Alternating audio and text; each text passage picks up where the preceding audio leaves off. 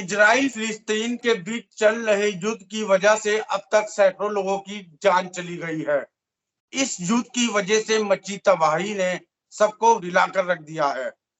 आखिर कब थमेगा ये युद्ध और भारत पर इसका क्या असर पड़ेगा? इस विषय पर चर्चा करने के लिए हमने खास तौर पर आमंत्रित किया है कर्नल सतपाल राघव जी को, जो कि रक्षा विशेषज्ञ हैं। सर, बहुत बहुत स्वागत है आपका नवोदय टाइम्स के डिजिटल प्लेटफॉर्म पर। सर, सबसे पहले आपसे यही जानना चाहेंगे कि ये जो युद्ध है, ये विवाद है क्या?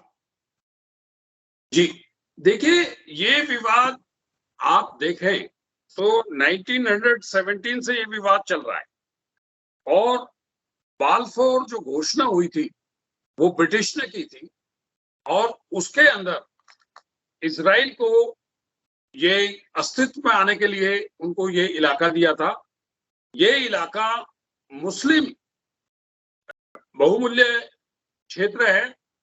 एक तरफ इजिप्ट पड़ता है साउथ के अंदर और जॉर्डन पड़ता है, ऊपर लेबनान पड़ता है और वहां पे सीरिया पड़ता है। ये इसकी ज्योग्राफिकल लोकेशन है। इसके चारों तरफ मुस्लिम देश हैं और इस जो सबसे महत्वपूर्ण बात है, यहाँ पे जो 3 धर्म है, मुस्लिम, ईसाई और यहूदी, उनके पवित्र स्थल हैं। क्योंकि मुस्लिम का सबसे पवित्र स्थल मक्का, उसके बाद में मदीना और ये अल अक्सा मस्जिद ये नंबर 3 पे आती है।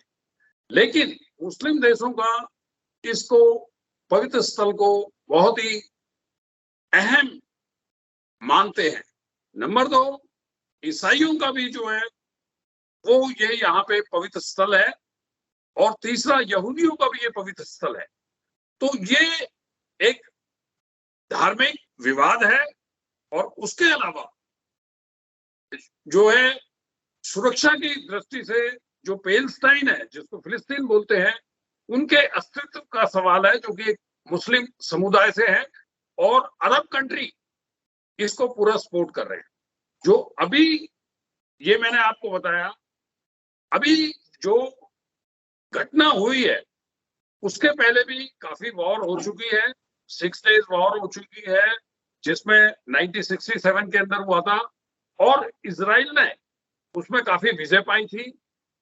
अभी जो हमास है, जो एक टेररिस्ट ग्रुप है, वो जो है पैलेस्टाइन के लिए वहां को उसने जो अटैक किए हैं, और ये अटैक उस टाइम पे किया है जब यहूदियों का ये पवित्र दिन था और वो थोड़े से, मैं ये कहूंगा, सतर्क तो हैं, लेकिन उनका जो ध्यान था उनके धार्मिक स्थानों पे ध्यान था और वो मना रहे थे।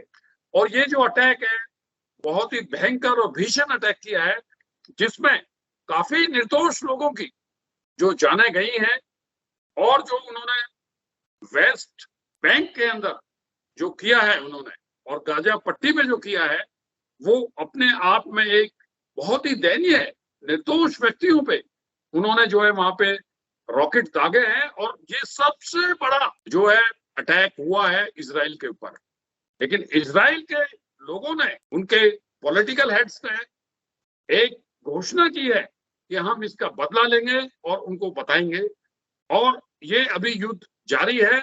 उधर से हमास और ऊपर से जो है हिजबुल्लाह, वो भी इनको जो है कर रहे हैं। ये ईरान ने इसको जो है सपोर्ट कर रहा है हमास को, और ईरान की वजह से ये जो है काफी इसको है।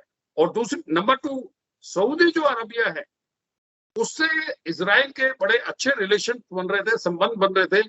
ये उनको एक बहुत बड़ा खतरा है। इसी से जुड़ा मेरा सवाल है आपसे, जिस तरह से ये युद्ध चल रहा है, सैकड़ों लोगों की अब तक जान चली गई है, क्या लगता है कब थमेगा ये युद्ध? ये युद्ध जो है पूरी विश्व की शक्तियां और विश्व के जो पॉलिटिकल हेड है, यूएन है, वो सामने आ चुके हैं।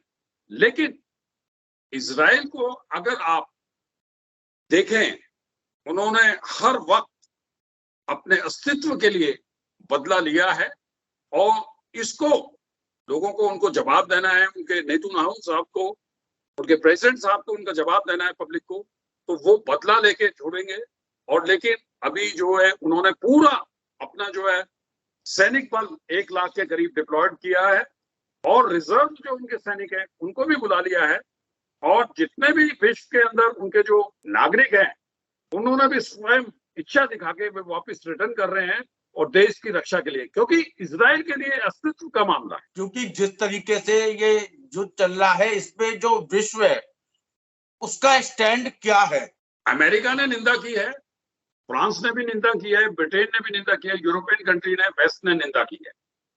और इसके अलावा जो इसका जो प्रभाव पड़ेगा कि अगर ये युद्ध आगे बढ़ता है और खिंचता है तो जो ऑयल प्रोड्यूसिंग देश हैं उन पे जो है काफी दबाव बनाएंगे वो, और इससे विश्व की आर्थिक स्थिति पे भी फर्क पड़ेगा, नंबर 1। नंबर 2, जो G20 के अंदर मोदी साहब ने जो कॉरिडोर बनाया था, आर्थिक कॉरिडोर बनाया था, उस पर भी ये प्रभाव डालेगा। तो ये एक विश्व के लिए चिंता का है। आज हम 21st सेंचुरी के अंदर हैं और ह्यूमन राइट्स का उल्लंघन नहीं होना चाहिए। निर्दोष व्यक्ति जो एक वहां के नागरिक हैं, चाहे वो फिलिस्तीनी है या वो इजराइल है, उनके जो हुआ है, उनकी जो जानें गई हैं, ये बड़ा दर्दनीय है और बड़ा निंदनीय है और सब लोग विश्व में सब लोगों ने इसको जो है निंदा की है। तो ये एक बहुत ही बड़ा मानव अधिकारों का उल्लंघन है। सर, इस युद्ध का भारत पर क्या असर पड़ेगा? जैसा मैंने अभी आपको बताया था, G20 में जो भारत ने आर्थिक कॉरिडोर जो बनाया था, economic corridor to the west, उस पे इसका प्रभाव पड़ेगा। और दूसरा, अगर ये बढ़ता है, युद्ध आगे बढ़ता है और स्थिति भयंकर होती है, तो जो ये ऑयल जो एनर्जी है उसके प्राइसेस पे अप होंगे और उसका एक आर्थिक प्रभाव पड़ेगा। इंडिया ने काफी कोशिश की है और इसको कहा है कि इसको डी एस्केलेट किया जाए, मतलब इसको खत्म किया जाए और ये आगे ना बढ़े। भारत भी इसको निंदा करता है, जो कि टेररिस्ट जो है हमास और हिजबुल्लाह के जो उन्होंने ये किया है, इसकी भारत कठोर शब्दों में निंदा करता है। सर, भारत निंदा करता है, लेकिन भारत का जो स्टैंड है वो क्या है? क्या वो इजराइल की तरफ है या किसी और की तरफ है? इस पर हम जानना चाहेंगे आपसे। जो भारत के और इजराइल के जो संबंध है, आप देखें कि नरेंद्र मोदी जी जो हमारे प्राइम मिनिस्टर हैं वो गए हैं, हाफिया गए थे वहां पे, और हमारे उनके आदान प्रदान रिश्तों में हैं और एक अच्छे रिश्ते हैं। और उन्होंने जो हमारा टेक्नोलॉजी के साथ उनका आदान प्रदान है, डिफेंस के साथ हमारा आदान प्रदान है, ट्रेनिंग्स का भी है, हमारा वहाँ मिशन भी है।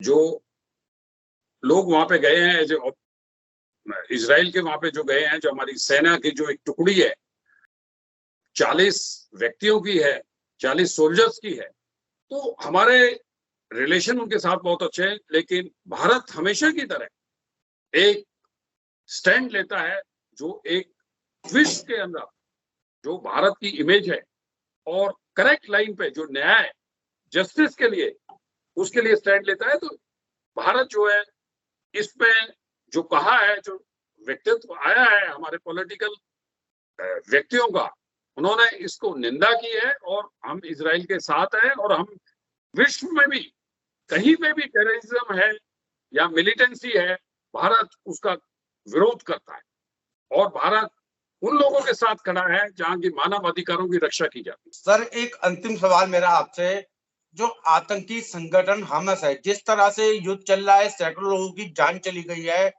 और केवल वहीं के लोग नहीं, उसमें चाहे अमेरिका हो, भारत हो, इस तरह के लोग भी वहां पर रहते हैं। इनको लेकर क्या कुछ स्टैंड है इनकी सुरक्षा के लिए? इस प्रश्न को मैं 2 बातों में कहूंगा। हमास और हिजबुल्लाह जिनको फंडिंग ईरान कर रहा है और ईरान के द्वारा है, बिकॉज ईरान को बहुत बड़ा दुख था कि उनका जो मिलिट्री कमांडर था उसको मारा गया था। नंबर 2, जो उनके परमाणु इंस्टॉलेशन था, न्यूक्लियर प्लांट पे था, उस पर साइबर अटैक हुआ था। तो इसका जो मास्टरमाइंड है, जो कि उनको सपोर्ट करता है, वो ईरान से है, ईरान फ्रंट में है और दूसरे जो देश हैं वो भी उसके साथ में है। लेकिन हम जो इसका दूसरे जो लोग हैं, लाइक सीरिया, लेबनान, सीरिया से जो हिजबुल्लाह है वो भी इसको सपोर्ट कर रहा है, उनका भी स्टेटमेंट आया है। हम इसको ये देखना चाहते हैं कि ये एक विश्व में जो शक्ति है, जो रशिया भी इसको उनके साथ है, लेकिन अमेरिका, यूरोप, इंडिया जो है इसके अगेंस्ट में है और हम इसको सॉल्व करना चाहते हैं। और सर, जो नागरिकों की सुरक्षा की बात हुई उसको लेकर, देखो, भारत ने जो वहां पे नागरिक थे, टूरिज्म के लिए गए थे या वैसे हैं, उनको निकालने के लिए भारत के प्रयत्न हैं। इवन जो हमारे नेबरिंग कंट्री हैं, जो पड़ोसी है, नेपाल है, उनके भी वहां पे नागरिक फंसे हुए हैं और उनको जो है, इजराइल बहुत ही टेक्नोलॉजिकल ड्रिवन कंट्री है और उसकी सेना बड़ी सक्षम है। जो अभी डैमेज हो गया, बिकॉज जो पहले भी उनका आयरन ड्रोन था वो हमास ने उसको काउंटर कर दिया, उसके जो बहुत फास्टिंग जो है उसको वो कर दिया है।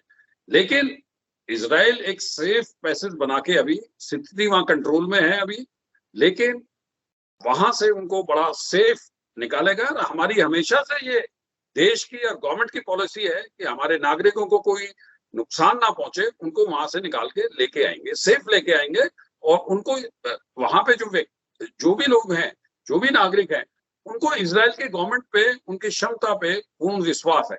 तो ये सेफ वापसी हो जाएगी, इसमें कोई ज्यादा वो नहीं। बहुत बहुत शुक्रिया सर, नवोदय टाइम्स के डिजिटल प्लेटफॉर्म से बातचीत करने के लिए। सर बहुत बहुत धन्यवाद। Thank you.